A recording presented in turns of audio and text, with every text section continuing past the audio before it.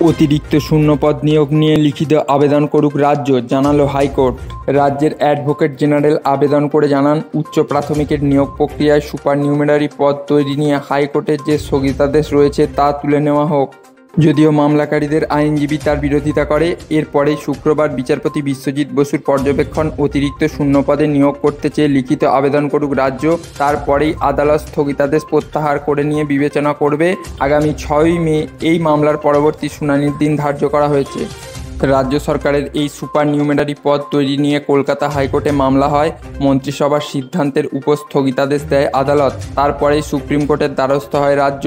Supreme court রাজ্য সরকারের অতিরিক্ত শূন্যপদ তৈরিতে হস্তক্ষেপ করেনি। কলকাতা হাইকোর্টের দেওয়া সিবিআই তদন্তের নির্দেশও খারিজ করে দিয়েছে। সুপারনিউমেরারি পোস্টের মাধ্যমে নিযুক্ত হওয়া শিক্ষক শিক্ষিকারা কি তাদের কাজের জায়গায় স্টেবিলিটি পাবেন? কি মনে হয় আপনার? অবশ্যই কমেন্ট বক্সে কমেন্ট করে জানাতে পারেন।